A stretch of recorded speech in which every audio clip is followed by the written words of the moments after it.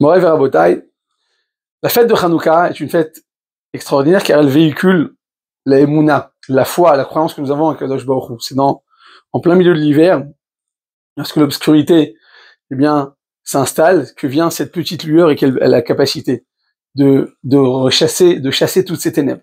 La question qu'on pose à Rabotai, quelle faute a été imputée au Ham Israël pour laquelle, eh bien, Ham Israël a dû mourir. Kadosh Baruch Hu, il a décrété la mort sur Ham Israël. Les Grecs sont venus, ils ont eu le pouvoir, et après Ham Israël a fait tchouva, on a réussi à être sauvé. Quelle faute on va reprocher à Ham Israël? À Purim, on a vu que Ham Israël, eh bien, a fauté. Emnehenu miseudato chez l'autoracha, ils ont consommé dans un festin qui était interdit, ils ont utilisé les ustensiles du Beth Amikdash, ils ont fait Avodah Zara. Donc effectivement, Kadosh Baruch Hu dit, votre corps il a fauté, vous devez mourir. Tandis qu'à Hanouka, on ne voit pas dans les textes de nos Chachamim quelle faute va être reprochée au Ham Israël. Qu'est-ce que Kadosh Baruch Hu a reproché à Ham Israël pour qu'ils puissent eh bien se trouver dans cet exil et ils étaient sur le point de mourir et puis finalement ils ont été sauvés. Alors cette question est posée par le Bach, le Baït Radash, qui est un des commentateurs sur le tour, l'œuvre qui précède le Shulchan Aruch, et il dit on n'a pas vu dans Chachamim, on n'a pas vu dans les sages quelle faute on leur reproche. Il dit justement à Purim, on a vu parfaitement que le Ham Israël, on a profité d'un repas, donc notre corps a fauté, alors c'est notre corps qui va être puni. Donc à cause de ce repas, à cause de ce festin, eh bien Ham Israël va devoir être puni. Leur corps va devoir passer la punition et le Ham Israël va devoir passer le décret de la Harog ou la Shmid ou la Bed et Kol HaYehudim. Tout Ham Israël va devoir mourir. Et comment on répare? Eh bien par l'endroit dans lequel on a fauté, c'est-à-dire par notre corps.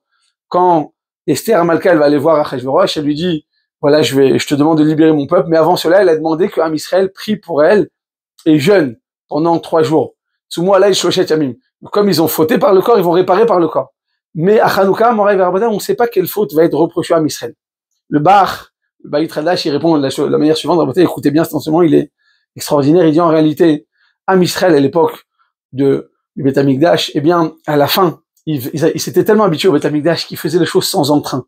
Ils travaillaient les services divins comme des robots. Jamais ils s'investissaient. Leur cœur n'était pas là.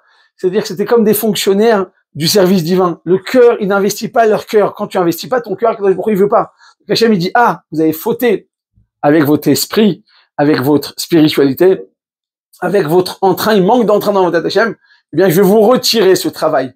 Vous allez plus pouvoir maintenant, plus avoir le mérite d'allumer les bougies. La bougie, Rabotai, ça symbolise tout simplement, eh bien, l'amour, l'entrain, le feu où ça monte.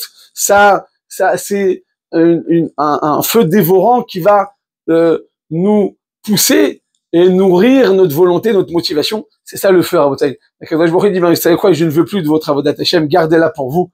Et je vais vous annuler le travail sacerdotal, vous allez plus pouvoir allumer la menorah. Ham Israël s'est rendu compte de son erreur. Il dit, comment on fait pour réparer? On manque d'entrain. Alors, Rabotai, dans la Avodat Hashem, comment on fait? Eh bien, le domaine dans lequel on a des difficultés, il faut s'y investir. Donc, Ham Israël, les Hashmonaïm sont venus, c'était une poignée d'hommes. Selon certains, ils étaient que 5. Matatyahu, Ben Yochanan, Kohen Gadol, avec sa famille, d'autres disent qu'ils étaient pas beaucoup, ils étaient une poignée d'hommes devant la plus grande puissance mondiale, devant les Grecs. Et ils vont venir, ils vont s'investir, ils vont se sacrifier, ils vont l'imsor et à nefesh.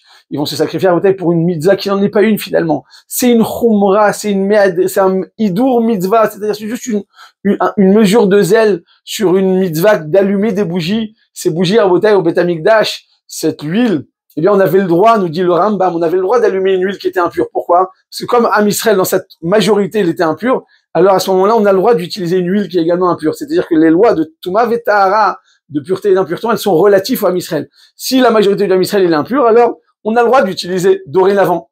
Et Ham Israël, ils étaient impurs. Donc ils avaient le droit d'allumer une huile impure. Pourquoi on a cherché à tout prix cette fiole qui était encore cachetée avec le cachet du Kohen Gadol? Pourquoi on est parti après dans le Galil? Ils ont couru pour construire, pour fabriquer cette huile et revenir en Yerushalayim et allumer cette huile qui a pris 8 jours. Donc c'est pour ça que la fête de Hanouka dure 8 jours. Parce qu'en fait, ils ont montré la Messirut Nefesh. Ils ont montré de l'investissement. Ils ont montré une mesure de zèle. Ils étaient prêts à se sacrifier pour un hidur musa, pour une mitzvah qui n'a pas de grande valeur en réalité, mais aux yeux d'Hachem, elle est extrêmement importante parce que quand tu investis ton cœur, quand tu donnes toutes tes capacités, tu donnes toute ta force, à ce moment-là, tu vas allumer en toi une bougie. C'est cet entrain qu'Akadosh Baruch Hu attendait. Donc, on a fauté par l'esprit on vient réparer par l'esprit. C'est ça, Moraï Verabotai, la fête de Hanouka. À Hanouka, on manque d'entrain. C'est la seule mitzvah dans laquelle on parle de Méadrin.